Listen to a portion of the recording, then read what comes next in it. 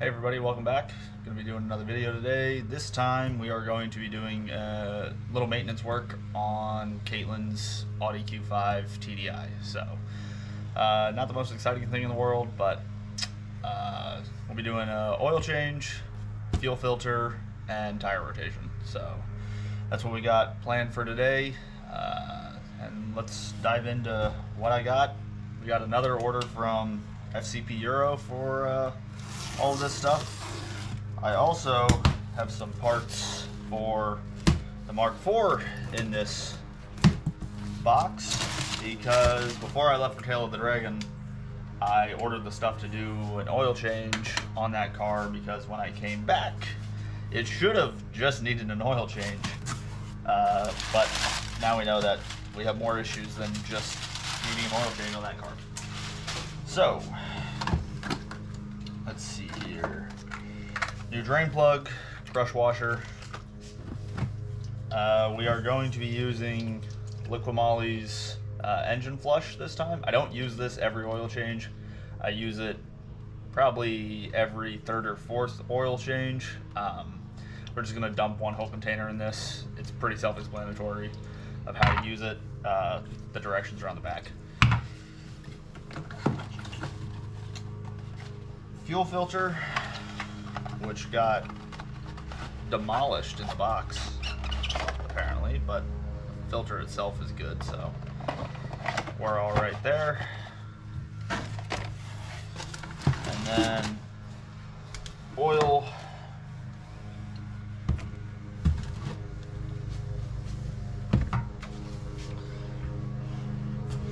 and I think this is the filter for the Mark IV, actually. Yeah, it is.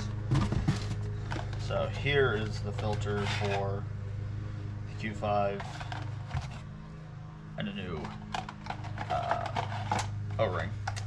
So, unfortunately, as you guys have seen in other episodes, I have two cars that are immobile in the garage, so I am unfortunately stuck doing this out in the driveway in the sun. So we're gonna go out there now and get working on this. First things first, we have to take the center caps off the wheels, and I just use a 90-degree pick tool in order to do that, and then we can move on to using a breaker bar with a 17mm socket on it to break the lug bolts free while the car is still sitting on the ground.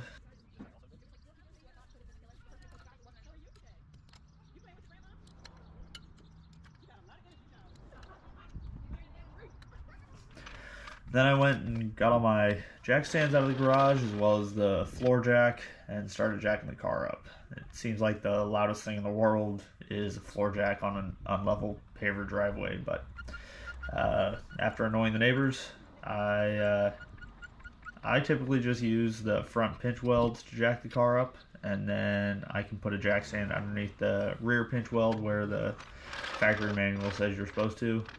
Once I have both the jack stands under the rear of the car, I put the floor jack under the connection point for the lower control arm where it bolts to the subframe. Not necessarily the recommended place to jack the car up from, but I've never had any issues with it. It's definitely easy access, and it lets me put both of the front jack stands under the pinch welds at the same time, which is kind of nice.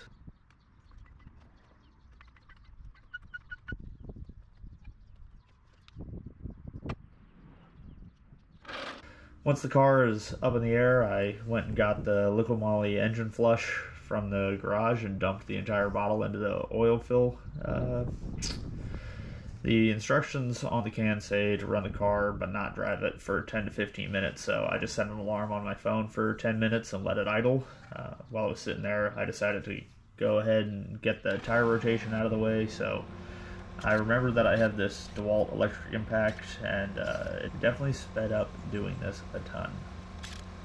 Usually I'm a hand tools only kind of guy, if you guys haven't noticed from my other videos, but that's typically just because that's how I've always worked on stuff.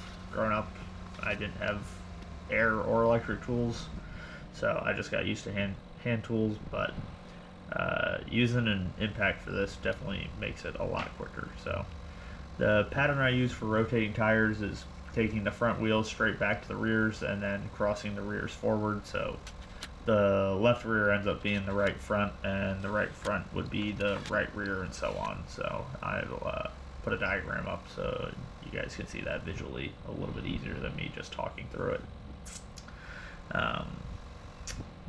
Once I rotate the wheels around, I just quickly zip them down, zip the lug bolt down, but I don't crank them on, so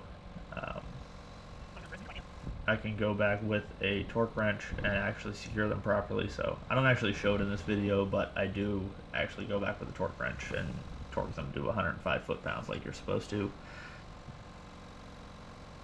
Doing the tire rotation took the perfect amount of time needed to let the engine run with that engine flush in it. So then I crawl underneath the car with a Phillips head screwdriver and a T25 torque screwdriver, and then I can take the massive splash shield off the bottom of the car to get access to the oil pan. I really hate these things, but on commuter cars, I understand their purpose. Once I get that off, I can get back underneath the car with a 6mm Allen bit to crack the oil pan drain bolt and drain all the oil out of the car. With the drain plug still removed, I go up to the top side of the engine and remove the oil filter. So this takes a 30mm socket to do, and a couple whacks as it tends to be stuck a little bit. When I take the filter out, I put it straight into a grocery bag. That way I don't drip oil all over the engine bay, and then I can take it to the garage to replace the filter. Somehow I forgot to actually record removing the filter from the cap and removing the old O-ring, but it really just takes a firm pull to separate the filter from the cap, and then I use a 90-degree pick tool to pry that O-ring off. You could also just cut it. I mean, it's not reusable really. So then putting on the new O-ring is as easy as just sliding it all the way down into the groove, and then the new filter just snaps in. So when you go to put the new filter in, make sure that it moves a little bit when you clip it. There's a chance that you could have it partially clipped, like clipped on one side and not the other, and it gets wedged against the boss that it mounts to instead of actually moving freely. So I just kind of wiggle a little bit to make sure that it's snapped all the way down where it needs to be. Then I just give the O-ring a fresh coating of oil so that it doesn't get pinched when I reinstall it to the housing on the car.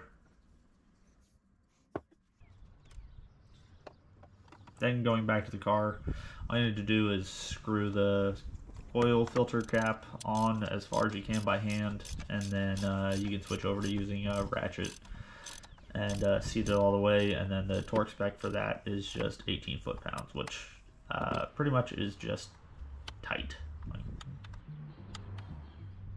After that, we go back underneath the car, put the drain plug back in with a brand new crush washer, and torque that. So the torque spec for that bolt is 21 foot-pounds.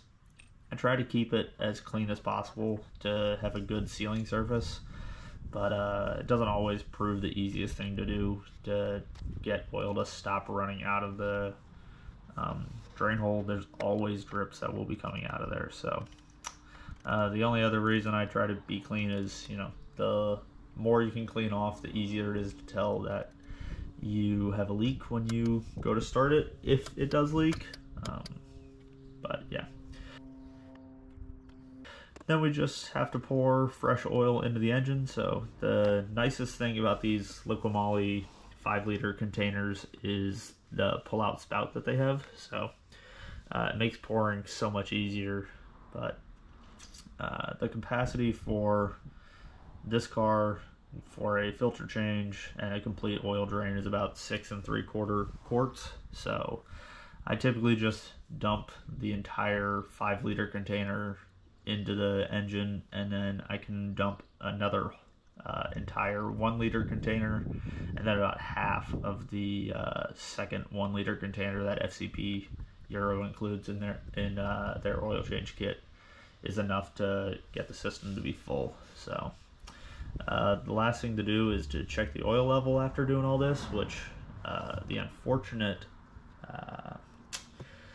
part of this car is that it doesn't have a dipstick, so this kind of sucks, but you have to start the car and let it warm up, and then turn the car off and let it sit for 2 minutes, and then the infotainment system will tell you what the oil level is, which thankfully it came up as full. I've never had an issue where it's told me that it's over full, but it's just annoying to have to sit there and wait for that rather than pull a dipstick out and be able to check it in 5 seconds. But at least it came up as just being full, so now we can move on to changing the fuel filter.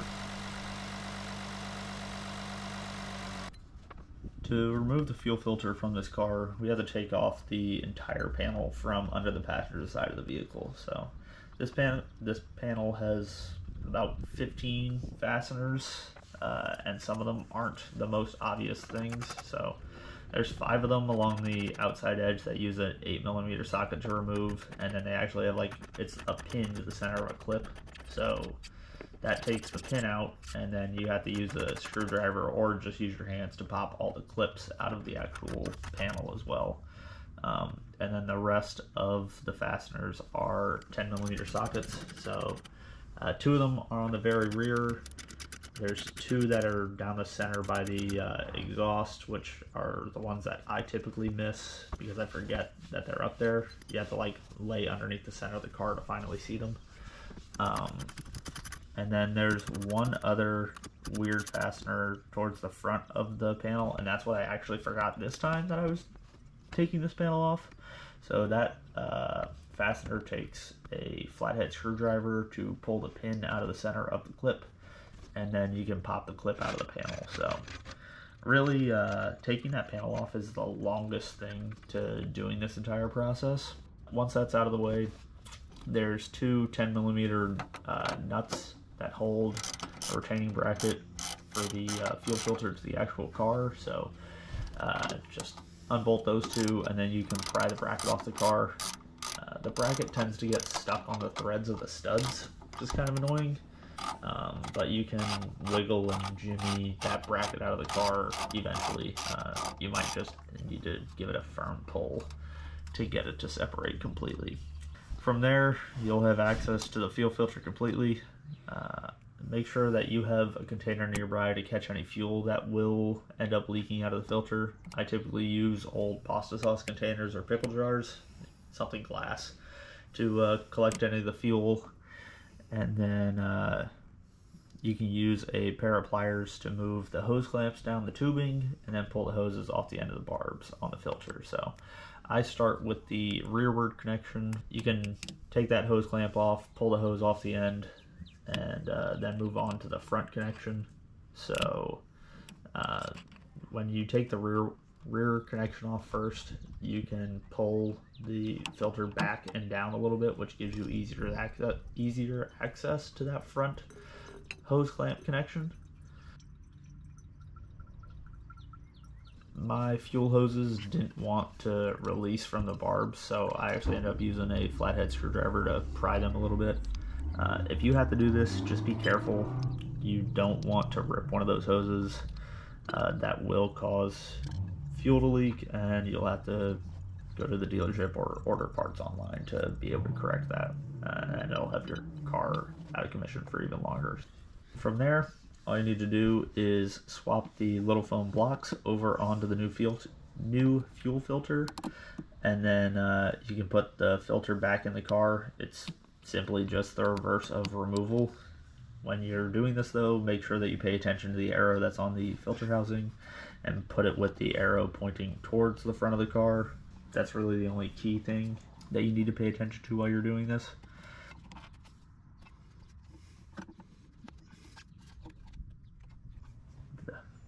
For putting the retaining bracket nuts back on, I just make sure that they're tight. I don't actually worry about a torque spec, and I've never had those nuts back off, so I don't think you really need to worry about a torque spec for those. But before we put the cover back on that hides all this stuff, we need to go back up to in the car with the laptop and the VAG-com cable to manually prime the fuel system.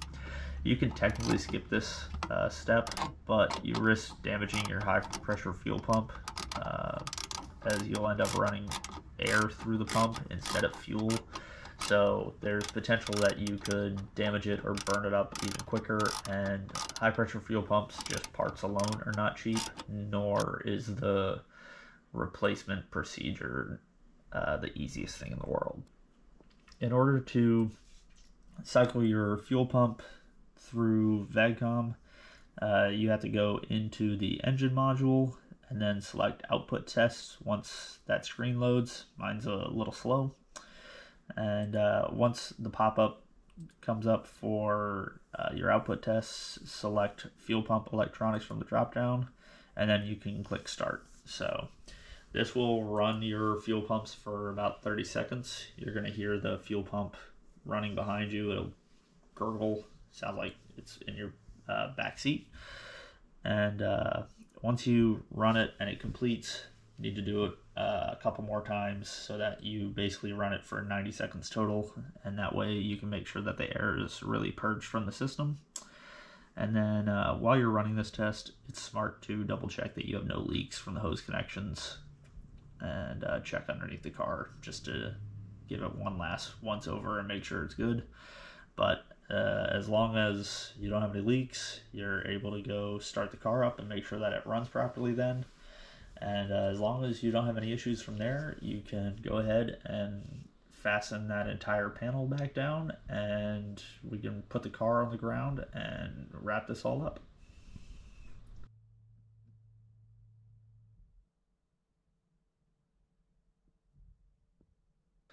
Well, that wraps everything up. So got it all back together. The Q5 is now ready to go another 10,000 miles. That's the oil change interval for those vehicles. So overall, really easy. It's nice to have some easy maintenance work for once before I start digging into the Mark IV here. But yeah, that's gonna wrap it up. Thanks for watching, and I'll finish this video off with a quick summary of tools that I used, as well as torque specs, so that you have a quick reference guide of what's needed for what job. So thanks for watching, thanks for subscribing, see y'all next time. That was shitty.